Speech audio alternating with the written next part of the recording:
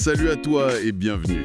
C'est l'émission qui transforme tes cours en une conversation claire pour que tu arrives plus confiant et compétent sur le terrain. Tout à fait. Aujourd'hui, on s'attaque à un gros morceau, les syndromes coronariens aigus, les SCA. Oui, L'idée, c'est vraiment de décoder ensemble ce qui se cache derrière cet acronyme. pour qu'on sache faire la différence cruciale entre un SCA ST+, et un non ST+, et surtout agir sans stress.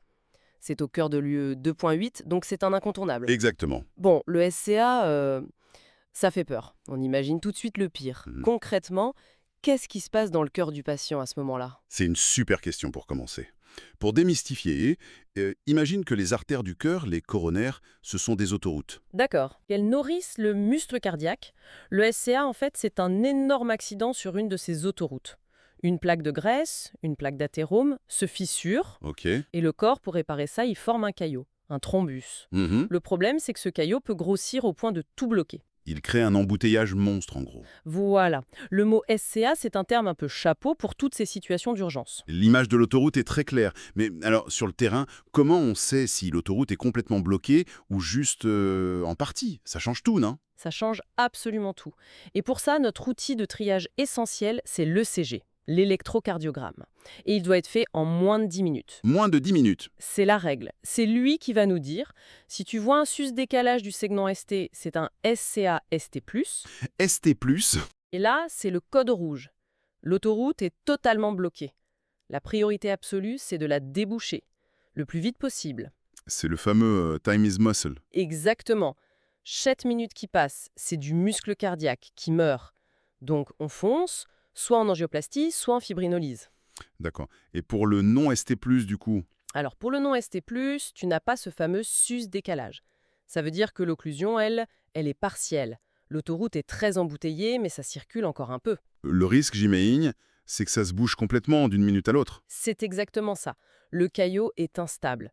C'est pour ça que la priorité n'est pas de déboucher tout de suite, mais d'évaluer le risque. On va stratifier le risque du patient.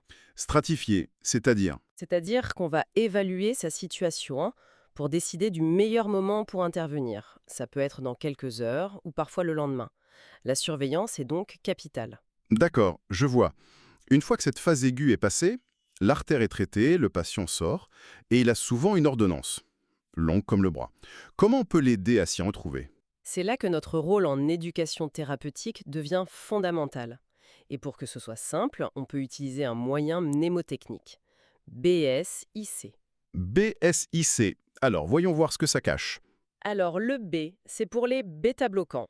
Eux, ils sont là pour mettre le cœur au repos, baisser sa charge de travail. Logique. Le A. A pour anti-agrégant, très important. Ça évite que les plaquettes ne viennent former un nouveau caillot, surtout si on a posé un stent. C'est pour que ça reste fluide. Ok, ça évite que le stun se bouche. Le S. Une équipe de maintenance sur l'autoroute. Elle stabilise les autres plaques de grâce pour éviter un nouvel accident. Ah, c'est pas juste pour le cholestérol alors? Pas seulement, non. C'est un rôle de stabilisation. Ensuite, on a le I pour IEC, les inhibiteurs de l'enzyme de conversion. Eux, ils protègent le cœur sur le long terme. D'accord. Et le C, j'imagine que c'est le plus important. T'as tout compris. C'est pour contrôle des facteurs de risque. Arrêt du tabac, alimentation, activité physique.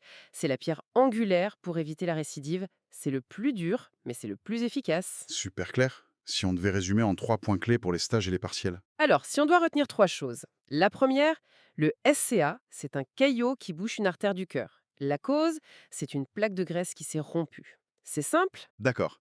Deuxième point. Mon réflexe numéro 1, face à une douleur dans la poitrine, c'est l'ECG. C'est lui qui fait le tri vital. ST+ égale occlusion totale, on court, débouché. Non ST+ égale occlusion partielle, on évalue le risque. Parfaitement résumé.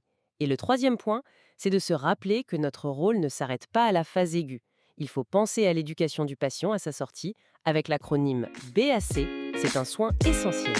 C'est beaucoup plus net comme ça. Merci pour cet éclairage. Avec plaisir.